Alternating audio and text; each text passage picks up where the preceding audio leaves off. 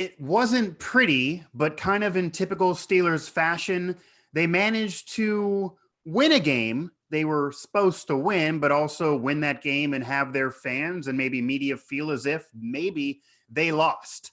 This is another edition of Pittsburgh Postgame here on Pittsburgh Sports Live. This, of course, a Pittsburgh Steelers edition here on PSL, presented by Pittsburgh Sports Live and, of course, SteelersNow.com. I'm Mike Asti, and I will have Matt Gajtka aboard, guiding us through this postgame show and the Steelers' victory over the Denver Broncos. The Steelers 26-21 winners over a pretty lackluster Denver team, at least thinking so coming into the game, and a Denver team that had to switch up quarterbacks in the midst of the game and still managed to almost come back and beat the Steelers. And a Steeler team that's now 2-0, they will then play the Houston Texans next week, and still a relatively favorable schedule coming up, but does leave a lot of room for questions. So, Matt, the Steelers get the 26-21 win. That's a positive for the Steelers, of course. I'm sure Mike Tomlin speaking with Alan Saunders and the rest of us in Steelers media right now, saying the standard is the standard, saying that, well, we won a game. We're just trying to survive and advance every week this season. But the way that game ended, especially with Denver switching up quarterbacks after Lockton got hurt early on, the Steelers defense feasted, and with the Steelers defense kind of allowing that comeback, and with Connor and company not getting going until the end of that game to just kind of secure things, it does leave a little bit of a win, but not one to really write home about, I guess. Well, it's the result that we all thought we would see, and good to be with you, Mike, here on our first Steelers show together. Steelers are 2-0. They win the 20th home opener at Heinz Field, the strangest of the 20 for sure, with just acres of empty gold seats. The mustard hue was visible all the way out here in Ross Township, I think, from the gorgeous reflection of the fall sun. Pretty day, and not so pretty in terms of the process to reaching that outcome. Now, there were some unexpected moments, though, for sure, and I think you touched upon one there right away, in that the Steelers' defense was supposed to be the bedrock upon which the season is built, because they provided that proof of concept last year, right? They almost made the playoffs with Duck Hodges and Mason Rudolph getting all the snaps, essentially. Cannot understate that. So I think they were looking at the defense as being the maybe not exactly the whole way through the season, but at least at the start here, while Ben gets his feet and his arm back going, that the defense would be able to not carry them, but at least lead the way. And for a while there today, that was the case. But second half, concerning, as Jeff Driscoll, the backup quarterback for Denver, triggered a change in approach. They were getting the ball out quicker. It was more of a West Coast offense type, or maybe like a modern spread type rhythm on the drop backs and the passes, and keeping the Steelers pass rush from getting to them until the very end, that is. So there was a switch there. There was a change, some nice adjustments that were made from Denver, but definitely concerning, especially since you do have the Texans coming up next week. So that's my primary takeaway, is that let's not go coronating this defense just yet. Yeah, to say the least. And this is a Steelers defense that I can't express this enough. And I was there covering all of those games in person, and this actually kind of an odd experience for me. This is my first season in about 5 years across multiple different outlets that I'm not there in person. Alan is there with us, and we may switch off later on in the season, but only allowing the one credential this year because obviously the circumstances of COVID-19. So I'm here doing the post-game shows in my little home studio. But I will say that last year, the situation with Mason Rudolph and Duck Hodges, who both weren't ready for that situation, they both weren't even experienced enough to warrant the criticism that really was levied upon the two of them, with Ben going down and all the injuries even surrounding Juju and James Conner, who got hurt in week 1 this year as well. But for that defense to do what it did, Mason Rudolph at one point last year said this is like the 85 Bears out there. It sounds like a funny exaggeration, but you can imagine him as an inexperienced backup quarterback playing, and that defense single-handedly winning them games, single-handedly keeping them in games, and almost crawling them into the postseason. They were in the playoff race until the end of that season, until those final weeks, because of that defense setting records in terms of takeaways Didn't think that was even a possibility to happen again this season to match that. They actually have been able to generate those takeaways again this year. And Ben threw a deep ball. Ben did okay again, over 300 plus yards passing, 2 touchdowns, only the 1 pick. I would say on his stat line right away, too many pass attempts. Generally in Ben's career, when he has 40 plus pass attempts, it's not as much of a winning formula as you getting him into the 30s. Problem with that, the Steelers running game, not as balanced as you would like.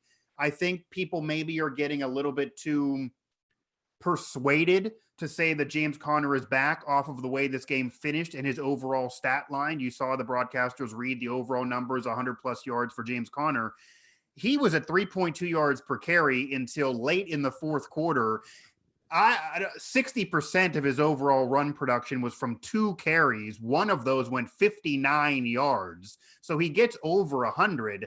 But to be fair, I still need to see that again from James Conner, where he's going to stay healthy and do that again. They got nothing from Snell and company, who they did get production from in week 1 with Conner injured. So they need more from the running game to be an overall offensive unit, despite all the weapons Ben has. And the defense, you love what they did last year. If you're a Steeler fan, you're not going to criticize them too much because you understand you can't expect perfection. And this team is going to probably go as far as the defense takes them. The defense is one of the best in the league. But this is not the best of days for the defense to allow this team to come back and even be in this game. And again, I do see we have some chat activity there, though. So feel free to chat along with us here over on the Pittsburgh Sports Live chat. Matt and I here are happy to join you for this first Steelers post-game show with the two of us. This kind of was the plan moving forward. I did it solo in week 1, but got some chat activity there. So that went smooth, and another Steelers win there. Steelers now 2-0. But yeah, this is a Steeler team that won. This is a Steeler team that showed some things that'll make people happy, especially Ben flashing that arm with the deep ball. Maybe Brett Favre will show up to some of his games like he's doing with Brady right now. But there's still reason to be concerned. And I'm not scared of, say, the Texans without Hopkins now. But if you're a Steeler fan, this isn't a Super Bowl team just off of meets the eye. And there absolutely were some people in the national media, in addition to fans, that were thinking division title, Super Bowl appearance, this team is fully back. There are still ways to improve this team, and they still do need to get rolling more so, granted winning after week 2. Well, Mike, we're just through 2 weeks here, so Right. I'm not expecting a finished product at Right. this point, and especially with Ben coming back. But you know what? There were a lot more positives on the offensive side than there were negatives. So Sure. we could definitely talk about the developing attack here. Better than week 1, I think we can agree in terms of explosiveness. You see a second-year guy like Deontay Johnson, despite a big drop there in the second half, still 8 receptions for 92 yards. He had the key touchdown that really clinched things when you look at it in the end, put the Steelers up by a couple of scores, also targeted 13 times. So he's getting open, or at least he's the primary option on a lot of these plays. You see Chase Claypool get free for that long touchdown. Maybe not the numbers you like to see from him in terms of quantity of receptions, but still that's a pretty gaudy stat line too. Smith-Schuster, more of a complimentary role today, I would say, but there are plenty of options for the Steelers. Let me check here. 9 players in all received at least one ball from Ben. So I like what I saw from Ben for the most part. And Mike, I will push back on the idea that it's not good when Roethlisberger gets 35, 40 passing attempts. I feel like that's kind of a remnant of his younger days because number one, when you are losing, you do throw the ball more. So it's more of a chicken or the egg thing where losing precedes throwing the ball more. So it's not necessarily that you're losing because you're throwing more. It's you're throwing more because you're losing.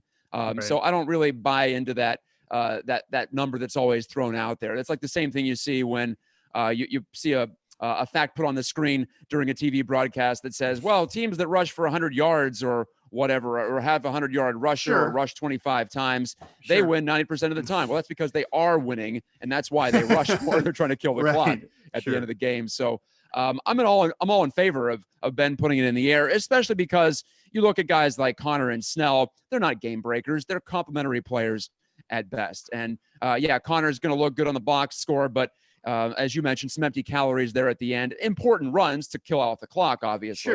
but Sure. not really something that affected the run of play and the ultimate outcome here. So this team's going to go as Ben goes. I think that's a pretty good reminder, actually. That's my biggest takeaway, in fact, I would say, Okay. Mike, today, is that we can talk about the defense all we want, but this is still a quarterback's league, and the Steelers still have that trump card back there behind center. And it is amazing how much more you're able to dream about what this team can do when you have the big guy back there again. Yeah, no, that is absolutely true. This Steeler team, let's put it to you this way. I think everyone would agree.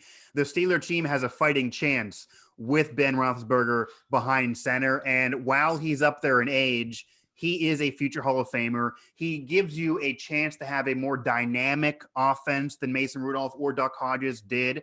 To be fair to them, of course, they were young and inexperienced, and they didn't have this offense that Ben has. I said this on Twitter, and I'll say it again because it's very, very true.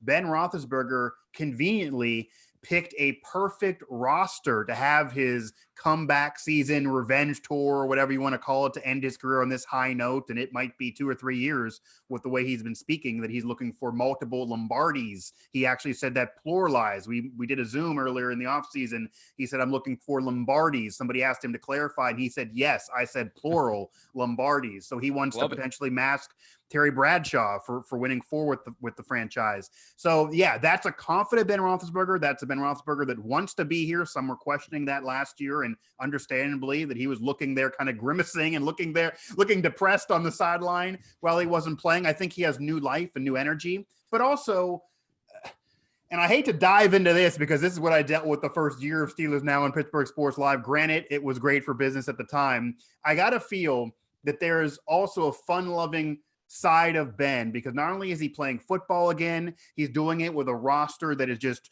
ripe with talent. Chase Claypool not there last year. He was drafted. He's already fitting in with this team so well, whether the stats are there or not. He is fitting in. This is only 2 games into his NFL career. And man, I talked with some former players in the offseason on my show. We just cannot keep saying enough how amazing it is for any rookie to be performing this year with basically a minimized training camp, no rookie mini camp, having to learn these playbooks, having to learn these sophisticated offenses that are more advanced than ever before, even more advanced than what Randy Moss and T.O. were dealing with in their heydays. And he walks right into this team. Granted, he has the security of a lot of players around him with a lot of talent, but to be able to produce right away. Juju, who I've been hard on for years, had a great rookie season, a great sophomore season. He needs to prove to me he can do it as a number 1 without AB there. But he's having a solid start to this season for sure. Had a solid week 1, having a solid week 2, even some hustle plays outside of just his production. And Deontay Johnson, again, having his first year with Ben. He was there last year as a rookie, but did not get to really play with Ben that much. Now there, came into his own with those backups, now coming into his own even more so with a Hall of Famer under center, who also, Matt, doesn't have to worry about anyone out there saying, oh, me, give me the ball, yelling at him on the sideline because he didn't throw a ball to his side, missing a route and having that have to be a conversation, an argument on the sideline that the cameras are going to pick up, not having to answer questions pre or post game about the numbers for a particular individual. I'm obviously talking about Antonio Brown in that situation. Ben is now able to walk in that room and say, I am the point guard. I am going to diversify this offense. Trust me.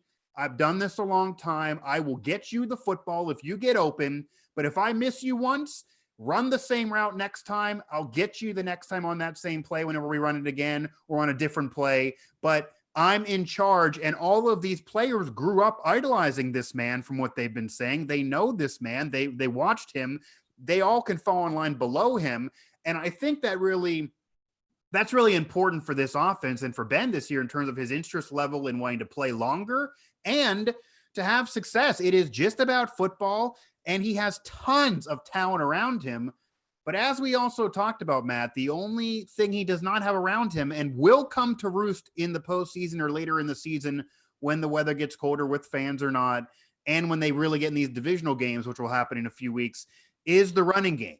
Connor put up 100 today. Benny Snell put up 100 in week 1. That will make some people think the running game is moving smooth. I will argue I'm not so sure yet. Benny Snell did it in week 1 without Connor. props to him, but I don't know if he's a feature back type of guy with the way he runs. I highly doubt it. And James Conner, to me, you called him a complimentary back. I've been saying that for years. A lot of media has been saying that for years. Fans love the man for his story. They don't want to say that about him because he wants to be the featured back. Tomlin wants to ride the James Conner train. He always loves running one back more than others. But the stat line today, I'm not going to allow that to be the reason why he is proclaimed to be back, because a lot of empty calories there, a lot of those yards at the end of the game when that Denver defense was very, very tired and probably realized the clock was against them and they had that game lost. Prior to that, again, 3.2 yards per carry. 3.2 yards per carry is not enough to be a featured back. Got hurt in week 1, so durability is still a question. So that's not been stabilized. But once they get that going, and once they get Eric Ebron going, I thought he was the best offseason move for anybody and could add security to Ben. That's not been a player that's got heavily involved yet either. There are a lot of kinks to still add to this team. And despite not playing that wonderfully through these first 2 weeks, there's still room for improvement. And I feel like Tomlin's still not pressed some buttons yet on this offense through these first 2 weeks. It's almost like they're in the midst of a little bit of a training camp or preseason. They haven't had a preseason. They had a reduced training camp, so maybe that's natural. Well, that's what I'm thinking, too. That's why my standard isn't quite the standard, if you want to use a Mike Tomlinism.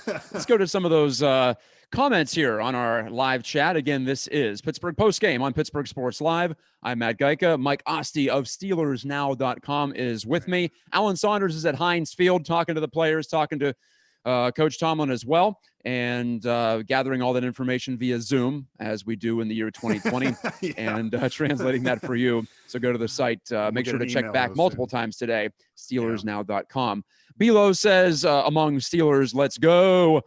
Trust me, I'm not happy with the play on the field, but at the end of the day, a win is a win. Yeah, that's why I keep coming back to the fact we're early in the season with no preseason games. So sure. I'm not saying these are going to be like preseason games, but I think essentially you could factor in like the first 2, especially as you're going to accept some rust here, and you're going to expect beyond accepting, you're going to expect some rust. So you have to adjust your expectations a little bit downward. And that ties into what our friend Dave Gormley says. Ben looks uncomfortable with the offense. And I think everyone's a little uncomfortable with the offense right now because we're still in that adjustment period. Bilo also adds, though, and I want to talk about the defense here, Mike, so it's a good transition.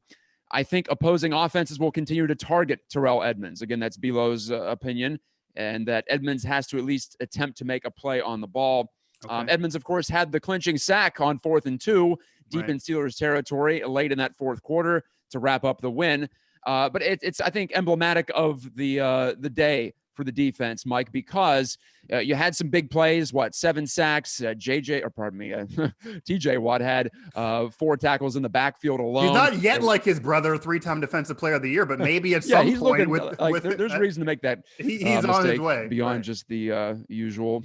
Yeah. But a couple of turnovers as well. So there were big plays, splash plays from the Steelers defense. Sure. But there might be some holes there in terms of if they get blocked initially, and I guess this applies for every defense in the league. If you block the initial rush or you block the initial push, then you get the ball out quickly. You might be able to take advantage of some gaps out there. So some ups and some downs. I'd probably give the Steelers D a C for their performance today, just because they did come up with that final game-saving stop. If not, it's looking like a D or even an F, considering it would have been a huge blown lead.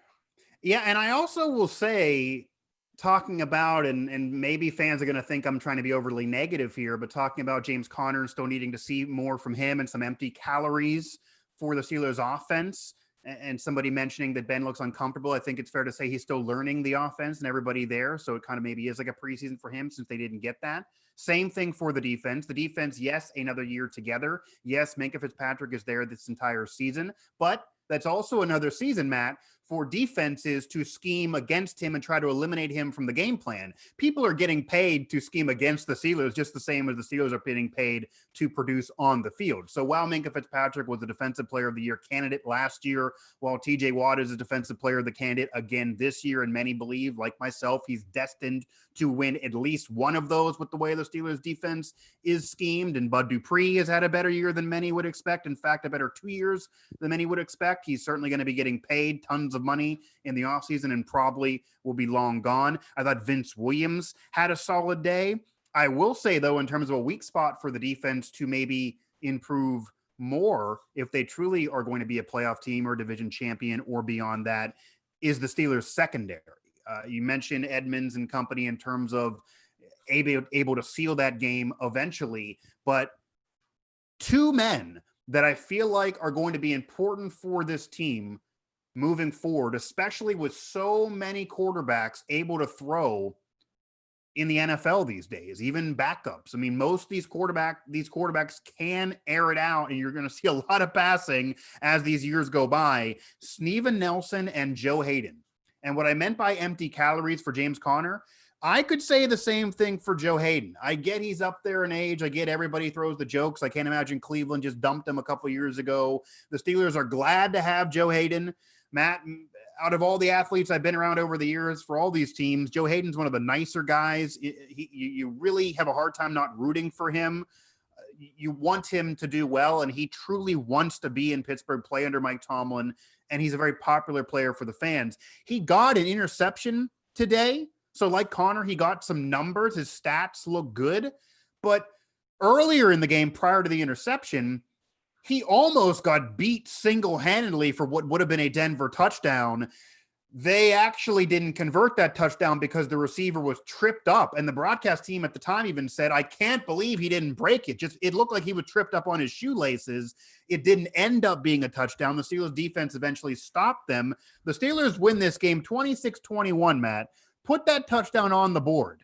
Joe Hayden goes from being a celebrated figure again, to where all the jokes on how Cleveland could possibly dump him happen on Twitter, to a guy that when you dissect the film is potentially the GOAT of the game. And I don't mean greatest of all time. I mean, maybe the scapegoat of this game. He was almost beat a couple other times throughout this game. Steven Nelson looked like he was losing a lot of one-on-one battles as well in this game.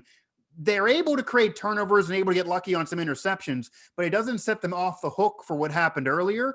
And Joe Hayden's interception, to be fair, was wide open. It was an errant throw that I think you and I might have been able to grab. So he was in the right place. He caught the interception, but he also kind of just made up for the issue earlier in the game that almost cost them a touchdown. That, knowing Mike Tomlin, Matt, when he shows this film to the defense, he's going to tell Joe Hayden, whether it be in front of the group or privately, you're 1 for 1 interception and you allowed a touchdown. In his mind, he's going to say you allowed that touchdown, because that would have been a touchdown in any other circumstance if it was not for the trip up type of play by the wide receiver. So again, much more work needed for this defense to be a championship caliber defense. But to be fair, as you keep saying, we are 2 games in. There was not a preseason, despite another year of continuity and chemistry.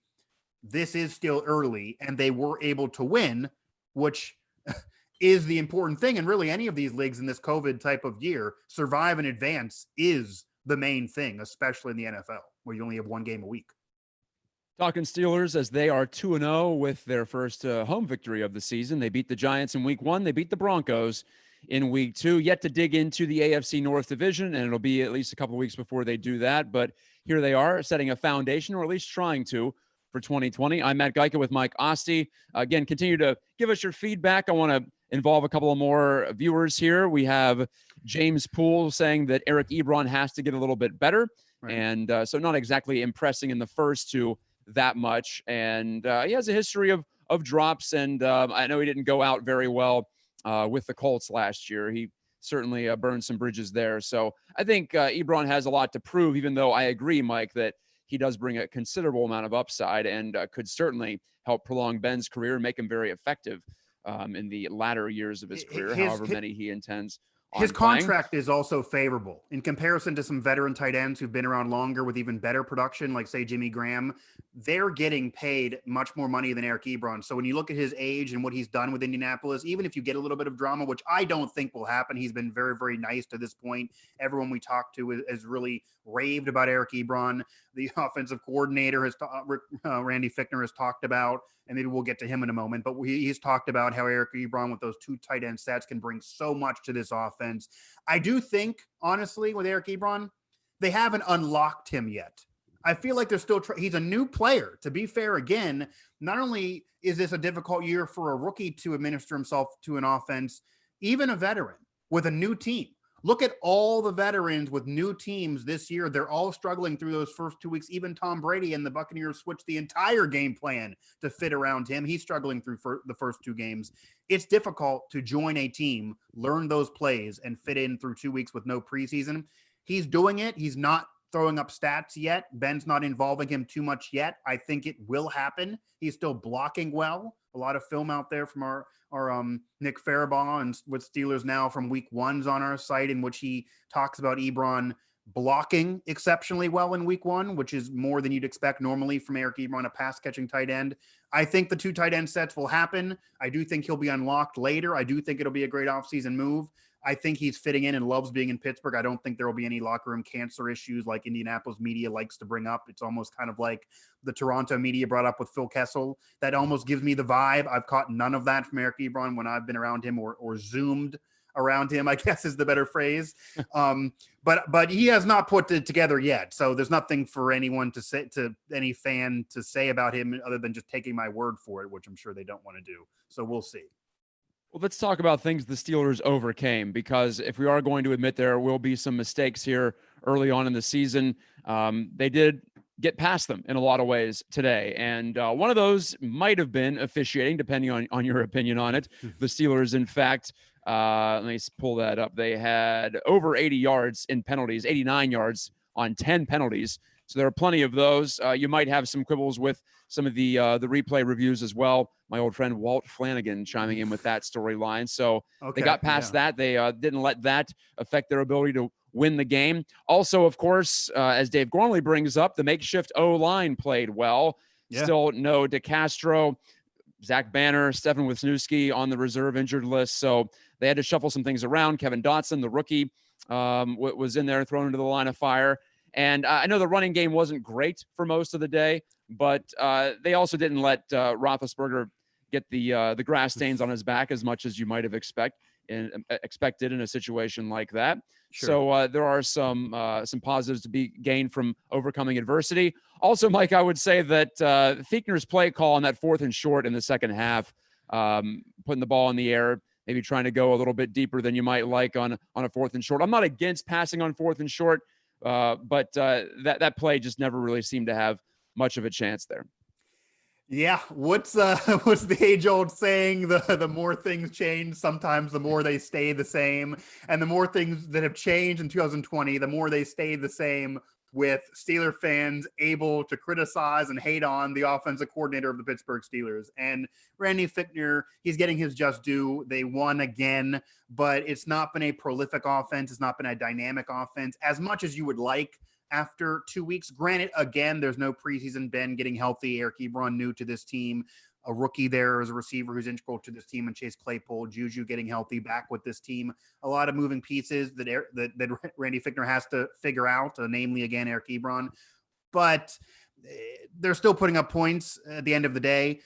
But, yeah, that was a questionable call. I know that kind of revved up the engines in terms of the Randy Fichtner critics out there, because it almost feels like that was a bit of an arrogant call, that maybe the defense is not going to catch this, or we can catch them off guard, or we don't want to be conventional maybe with just running first there. And I grant it, maybe it's also because the running game was struggling.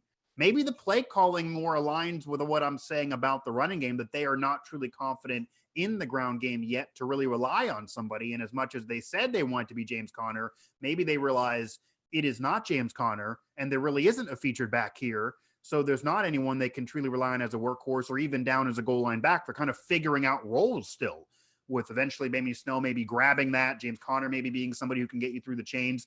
But in terms of sizing as a brute back, there's no Jerome Bettis here.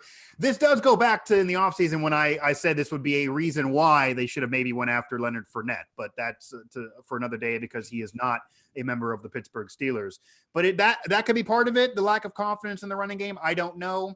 I would wonder how risky they are going to be in those situations moving forward, and what Tomlin's thinking is, because generally speaking, when the offensive coordinator has a bad day and gets criticized, Tomlin then has some closed door meetings and they talk about things.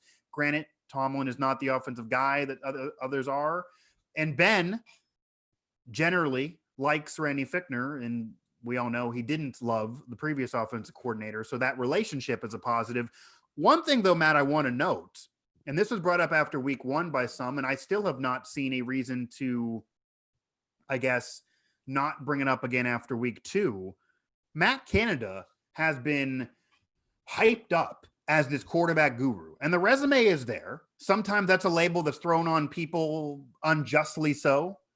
But Adam Gase with the Jets, people call him an offensive genius, but I don't know how so, because the offenses are consistently barely anything above 20th or even 30th in the league. They're usually poor offenses, and he somehow gets called an offensive genius.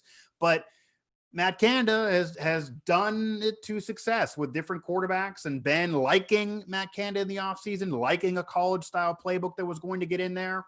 I've not yet seen Matt Canada be able to put his stamp on Ben, on this team, on this offense.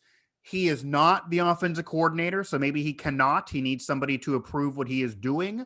But I wonder when that's going to be unleashed. When are we going to see Matt Canada earn the money? Because he is getting paid much more than most quarterbacks coaches get paid. And this is a Hall of Famer there that doesn't really need the everyday coaching.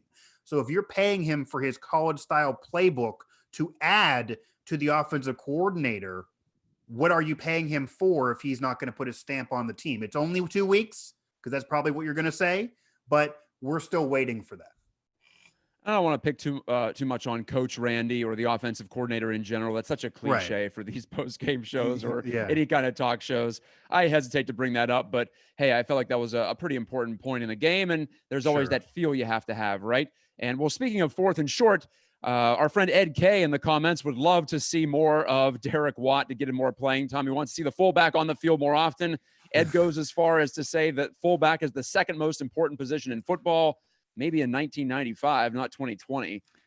Most of the time you don't get the fullback on the field because you're spreading the field. You want to get as many weapons out there. But yeah, an obvious running situation, sure. And if Derek Watt continues to prove himself, and if Ed is correct and you look at the tape and he did a great job blocking in some of those obvious run situations, then perhaps you have more options, or at least more of a go-to type of an approach on a 4th and short or a 3rd and short in the future. So Ed, I'm just poking fun at you a little bit, but at the same time, I do want to acknowledge that you're making some points there that are very, strongly willed. I'll say that much. All right, Mike, we're about 30 minutes in here, so let's go to some extra points as we talk Steelers football. A 5-point win over the Broncos at Heinz Field today. One thing I wanted to bring up was certainly the return game, right? You talk about Ray McLeod, and can he be an upgrade over Ryan Switzer? Well, he sure added some spark to the return game today, didn't he? 2 returns of 30-plus yards in an era when it's harder than ever to return kicks. Sure. McLeod showed himself. So that's my first extra point. Special teams often gets ignored, right? But not in this case. I want to make sure to bring him up because that was certainly a lovely home debut for him. And it happens a week after Deontay Johnson bungles up a return in week 1. So maybe they finally have found their returner, because Deontay Johnson is having success as a receiver, had success even last year with Rudolph and Duck. So maybe he's just not a returner, or that's not going to work out for him. He's still very much a part of this offense. He's clearly going to be part of the future of this team, but maybe you get away from him having to worry about being a returner. And it is difficult to return these days in the National Football League more than ever before. So maybe that needs to be a specialized position. You hate to take a roster spot, but maybe somebody needs to focus in there and then let Deontay Johnson just be a receiver and emerge like he's been. They have so much depth across the board that you're not going to not give Deontay Johnson playing time because of what's happening in the return game, but you also can't afford to have a lack of field position or to fumble returns like has been happening the last year and a half. So that is a breath of fresh air possibly for the Steelers moving forward for sure. Another extra point for me, just looking into Ben's game and trying to break it down. Of course, we're all wondering about the elbow there and how well it is. It's a different situation, right? You go through that type of a surgery like Ben did, and there's going to be questions in the following year.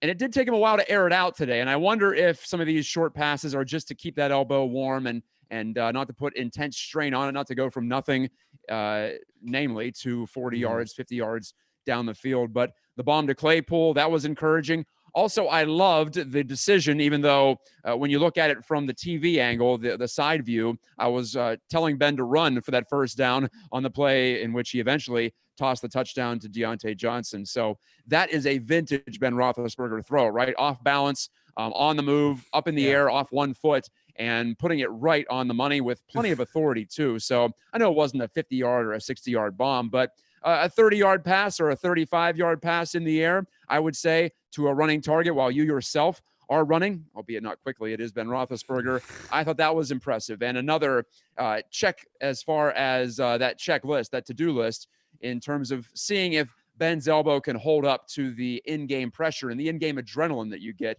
in these situations that you just can't replicate during practice. As much as Ben went through a lot in the offseason and he's motivated to come back, and we see all these bigger than Ben montages, and we see him throwing in his backyard, and we see him there with the beard and really trying to work out that arm so much in the offseason. You can't mirror gameplay and getting hit and dealing with a pass rush and having 3 seconds to unleash a ball, especially on a deep pass, unless it actually is happening in the middle of the game. So I do think he's finally shown that arm is healthy. I do believe it to be healthy. Finally can believe what him and his doctors have been saying by what we're seeing in front of us on the field. May be true. It's also not going to be a Ben Roethlisberger that throws a bunch of 60-yard bombs throughout these games. They have so many weapons there that are continuing to progress. They can get a short, methodical offensive drive, churn clock, make it easier for the defense. We talked about that a lot in week 1, that the defense had to get back on the field so quickly, so often last year, because the offense would be there for 30 seconds and all of a sudden the drive is over. You go to the bathroom and you miss the entire drive. Ben is at least going to keep this offense on the field longer. He's going to utilize more of these weapons longer. If they have to dink and dunk like the Patriots, okay, that's fine. And then every now and then he'll unleash with that deep ball by keeping the defense honest. Maybe not as deep as the past, but good enough, certainly good enough today. You will still see some big plays. And I do believe that Ben won't be able to necessarily be what he was years ago in terms of just a pure gunslinger, but maybe that's good. Maybe that's more of an efficient Ben Roethlisberger that won't throw as many interceptions that he did even a couple years ago, his last full year playing. And speaking, though, on another extra point for me, I do want to bring up, we talked about the defense needing to somewhat be better, but J.J. Watt, or I made the same mistake as you. TJ Watt. Derek. You should say Derek just to mix it up. Well, Derek Watt, I see is getting some love in the chat. I don't know if that's the rest of their family or what's going on. But TJ Watt standing out. TJ Watt's going to stand out in most of these games. Terrell Edmonds standing out. Vince Williams standing out. Joe Hayden with that interception, even though he got beat for one earlier. Steven Nelson, a few others maybe need to improve. But I will say, and everyone has said this, but I'm going to say it too, it's becoming more and more clear every day, every hour, every week, and I don't just mean on the field, that Cam Hayward is worth every penny. He is a beast on the field. He still has years left in his prime. He is a leader for that team in the locker room and out. And Matt, I can tell you as somebody who covered the Antonio Brown years heavily, Cam Hayward was trying his darndest to keep that glue together more than anybody else. He really wanted to keep that cohesive chemistry there.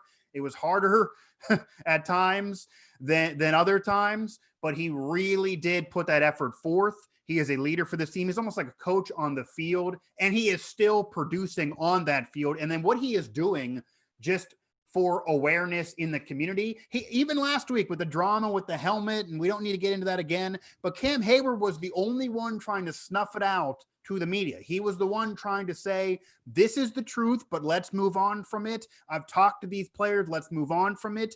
Everyone else was throwing everybody else inadvertently under the bus. So he is the most mature player here, maybe even including Ben. He is Ben for the defense. I don't care about position and how that maybe normally is a middle linebacker. He's a leader for this team, and he is producing in both of these two games so far.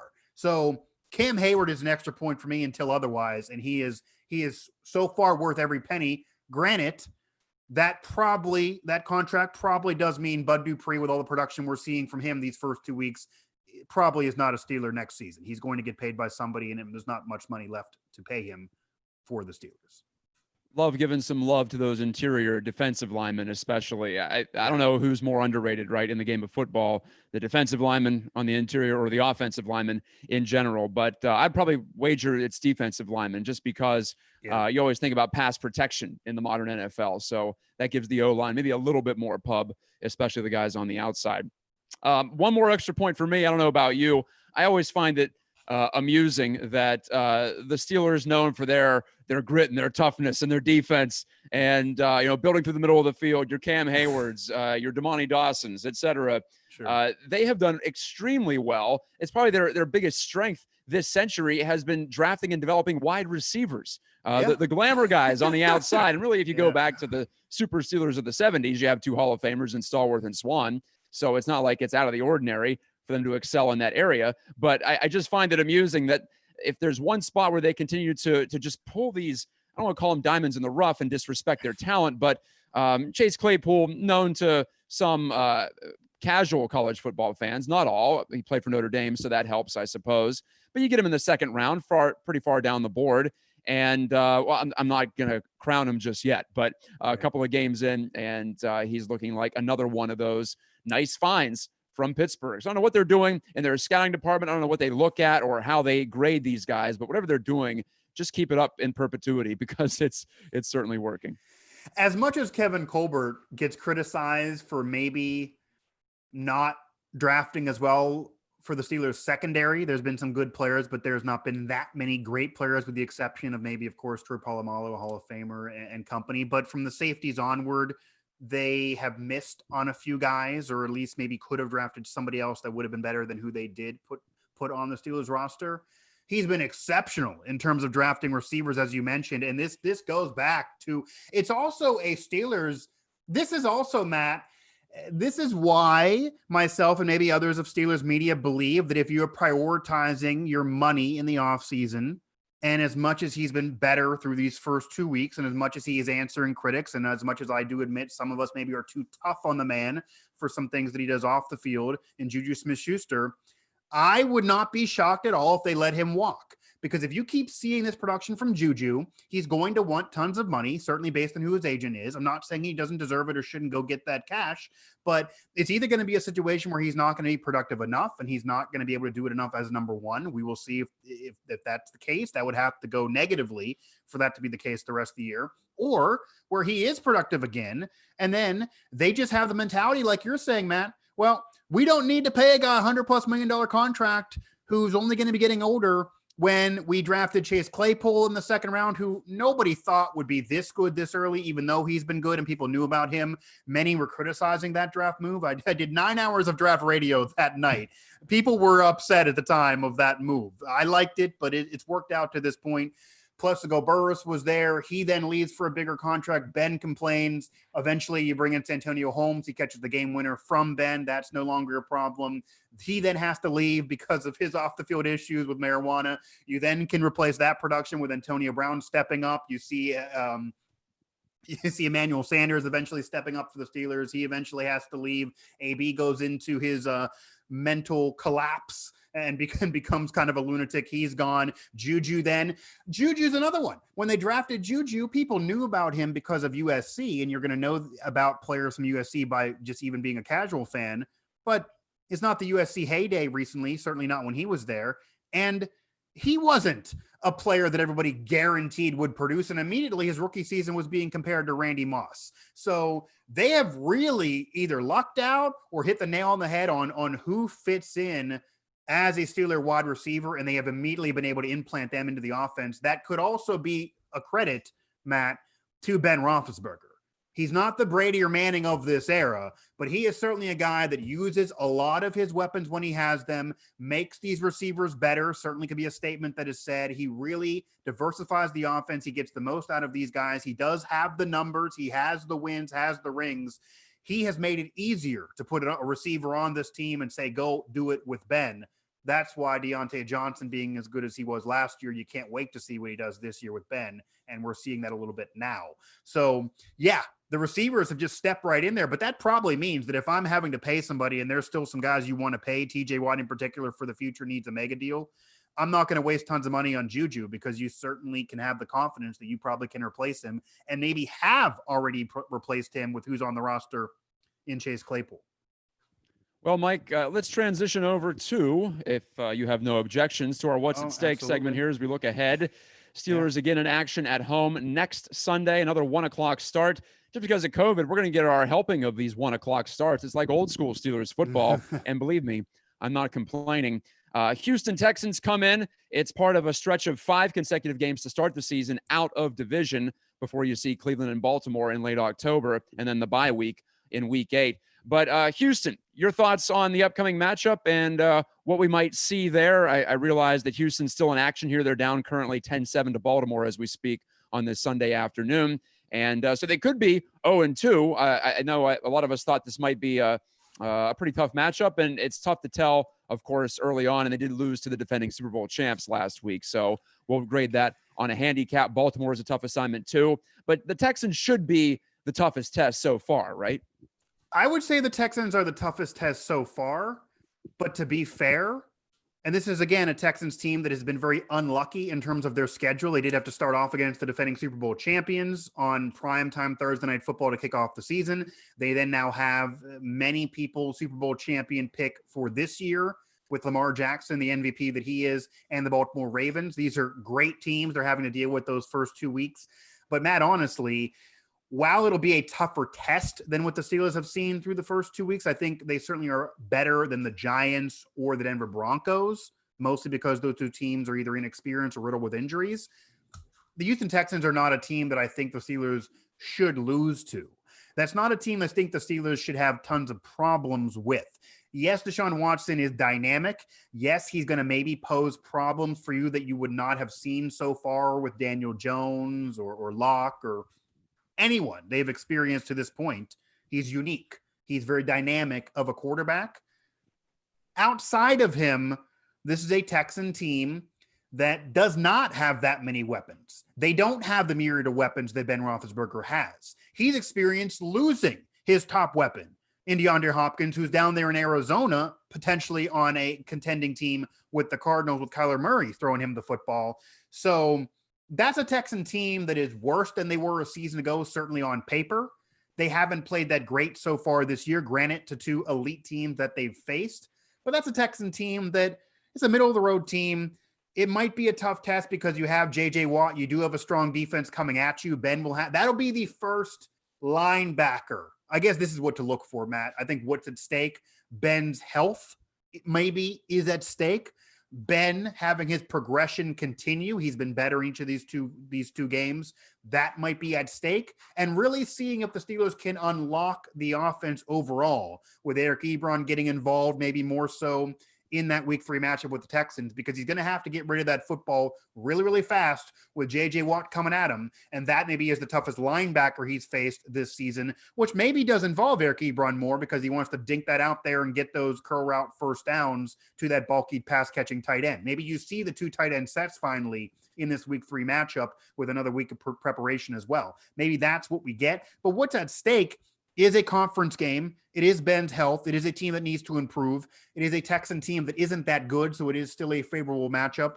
And the week after, talk about Ben's health and what he'll deal with defensively, you have Janavian Clowney then coming at you for the Tennessee Titans, and that is a Titan team that went on a run last year into the postseason. Granted, I don't think they're that scary overall as a contender. Philly, Cleveland, Baltimore, and then getting into the bye. So the schedule will get tougher as we move on here. I think Houston should still be a win, but there's some things the Steelers need to improve on. And it's one of those games, Matt, I could say that even though they're a better team than the Texans, it's one of those games that the Steelers have been known to lose. It's a good team. It's not a great team. It's a scary team, but it's not too scary of a team. The Steelers need to make some improvements. That's maybe a team that could still sneak up on you and get a victory over you and wouldn't be totally shocking. So it might be more of a test, but I think the Steelers should still get by with the win. I also do want to mention, as my response to some of you guys in the chatters there, I'm well aware Mike Wallace also had success as a Steelers receiver. I was not going to literally name each one of them, but I think he's the only one that I actually forgot because there's been so many through those years that had success. But yes, Mike Wallace jumped in there and was able to have production for a couple years while he was a Steeler. So they've been able to churn receivers. The Texans wish they could do the same thing, though, because people scratch their head. They got rid of Hopkins after a playoff run. They have less production now for their young quarterback. It's only going to make it tougher on Watson trying to deal with TJ Watt, Bud Dupree, then the Steelers secondary if they can get better, Vince Williams, Cam Hayward, Devin Bush, who we didn't get to, that I think is getting better each week and is becoming the future of those linebackers. In addition to TJ, as Devin more of that potential future linebacker, even after TJ, as he's so much younger. But I think the Steelers will get by the Texans, but there's things to work on for sure. And the Texans could sneak up on you because they are desperate for a win now. I mean, they don't want to start 0-3. Granted, they are really lost yet, Mike. Come on. Right. I mean, I'm talking about Houston. Houston is desperate. No, I know they haven't lost yet. It's only 10-7. Well, so, okay, hey, true. That's true. But what I was going to get at though is they've been very unlucky in terms of the schedule. I mean, Kansas City, Baltimore, and then the Steelers. These first 3 weeks, that's rough to open up a season. So they have absolutely had a tough road, but they could come back in Baltimore when you're watching this. Maybe they would have beat the Ravens, but they're a team that I think the Steelers should be able to defeat. Known Texans hater Mike Asti with his opinion on the What's at Stake segment. Okay. Either way, we can't agree. This will be a nice test here for the Steelers, home or away. I think it would be a good test. Opening stretch of the season not looking exceedingly difficult, so an opportunity here for the Steelers to continue to build off what has been an unbeaten start, albeit short, but unbeaten nonetheless. They take care of the Giants. They take care of the Broncos. And this has been Steelers Pittsburgh postgame, Steelers edition, I should say, here on Pittsburgh Sports Live. One thing I love about a football game, there's always plenty of things to talk about. We could be on here for another hour, but we're going to spare you that. We're going to let you get on with your Sunday afternoon. It is gorgeous out there. So do experience some fresh air if you didn't get a chance to. Of course, you couldn't go to the game or tailgate today down at Heinz Field. But step outside, do yourself a favor, get some of that vitamin D. I intend to do so in just a moment. A reminder to smash that subscribe button here on Pittsburgh Sports Live. We've got Steelers. We've got Pirates for another week at least. We've got Pitt. We've got West Virginia in terms of football. We've got the Penguins, both off-season and in-season. And we've got the Riverhounds soccer team as well. I was down at Loudoun United in Leesburg, Virginia last night for their 5th straight win. So we've got the whole Pittsburgh sports scene covered. Pittsburgh Sports Live. Follow Pittsburgh Sports covered the way it should be in the year 2020. Not saying that it should be weird like the year 2020, but modern. That's what I'm trying to get at here.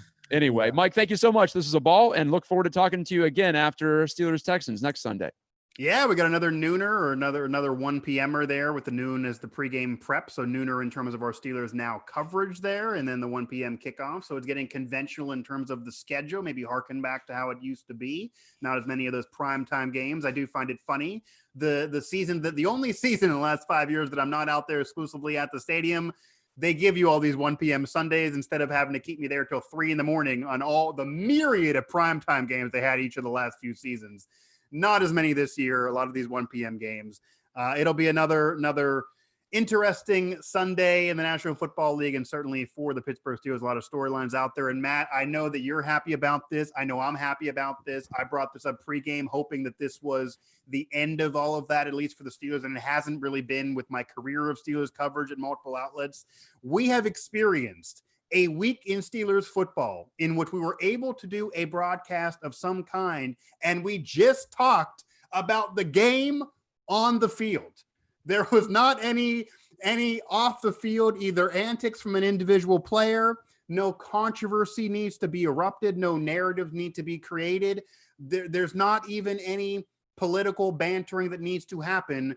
This team played together and won a game. Yes, they could have been a lot better, but I do think, regardless of which side anybody falls on, that's a plus, at least for the fan base, that maybe we all can breathe a sigh of relief that, okay, this is a week you should experience Steelers Talk Radio, my shows, everybody's programs, all our coverage leading into next week about how this team can improve on the field and what to expect from the Texans, rather than worrying about one player's opinion, another player's opinion, and them trying to step on each other without making too much of a mess of it with the media. It's been about football, so I actually am happy about that, if nothing else.